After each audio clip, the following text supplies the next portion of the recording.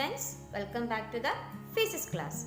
In the previous class, we studied about law of conservation of momentum of our third chapter, motion and laws of motion, and I hope you all understood the topic.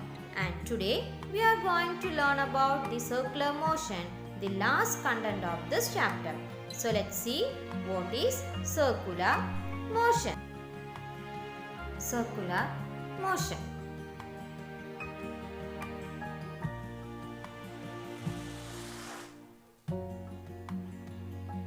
So here you can see a figure. It shows the motion of an object along a circular path. So what is circular motion? The motion of an object along a circular path is known as circular motion. In a circular path, the velocity of an object moving with a uniform speed changes.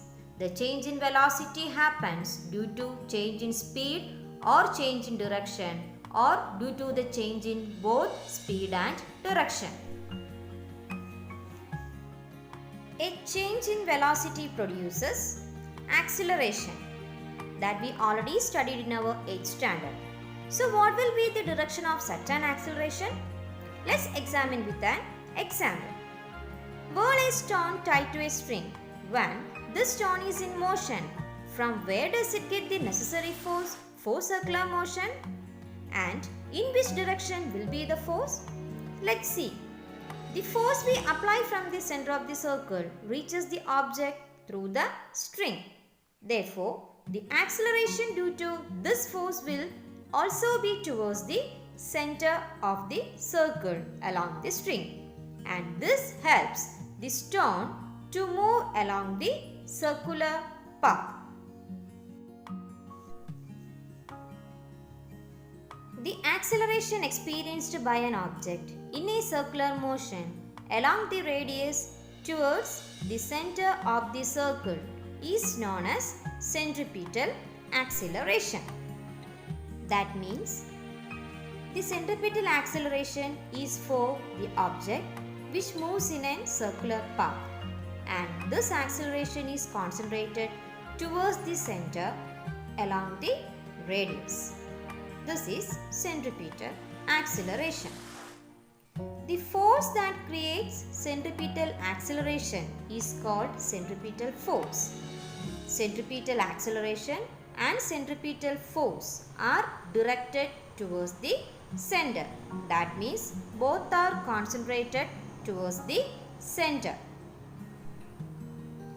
If an object of mass m performs circular motion along a circular path of radius r with a velocity v, then its centripetal force, that is Fc, is calculated by using the formula mv square divided by r, where m is the mass, v square is the velocity in square, and r is the radius of that circular path. When the stone is subjected to circular motion, the force that the hand exerts through the string becomes the centripetal force. That means the string helps the force to move in that particular path. The word centripetal means center seeking force. When we release this stone at a particular point in its circular path, the stone will be thrown off along the tangent at that point. For this reason, in hammer throw, before the hammer is let go of, it is whirled around along a circular path. It helps to acquire sufficient speed, and when it is released after obtaining sufficient speed, it can travel through a longer distance in the direction of the tangent of the circle at the point of release. Next one, uniform circular motion.